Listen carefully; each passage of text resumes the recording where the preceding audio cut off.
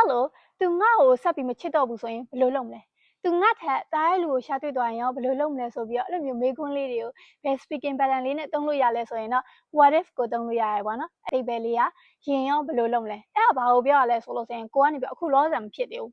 အနာဂတ်ကိုကနေပြီးတော့တွေးပြီးတော့တခုကိုပေါ့နော်ဆွေရင်ကြောင်းကြပူပန်နေရအဲ့လိုမျိုးတခုကိုတွေးပြီးစိတ်ပူနေရဆိုလို့ဆိုရင်သုံးလို့ရတယ်ပေါ့နော်အဲ့ဆိုလို့ဆိုရင်ခုနဥပမာလေးကိုတစ်ချက်ကြည့်ကြအောင်နော်သူငါ့ကိုဆက်ပြီးမချစ်တော့ဘူးဆိုရင်ဘယ်လိုလုပ်မလဲအဲ့ချင်းကမေးခွန်းဆိုတဲ့အချင်းက what if သူဆိုတဲ့အချင်းက he ငါ့ကိုမချစ်ဘူးဆိုတဲ့အချင်းက doesn't love me ဆက်ပြီးတော့ဆိုတဲ့အချင်းက anymore ပဲဖြစ်ပါတယ်အဲ့ချင်း what if he doesn't love me anymore what if he doesn't love me anymore ပဲဖြစ်ပါတယ်အဲ့ဆိုရင်နောက်ထပ်တစ်ခုကကြ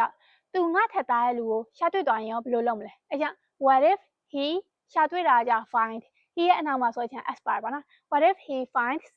တစုံတစ်ယောက်ဆိုရင် someone ငါထက်သားရဲ့လူဆိုရင် better than me ပဲဖြစ်ပါတယ်အဲ့ချင်း what if he finds someone better than me what if he finds someone better than me ပဲဖြစ်ပါတယ်အဲ့တော့နောက်ထပ်တစ်ခုကြည့်ကြည့်အောင်နော်သူငါ့ကိုတစ္ဆာဖောက်သွားရင်ရောဘယ်လိုလုပ်မလဲအဲ့ချင်း what if he betrays me what if he betrays me ပဲဖြစ်ပါတယ်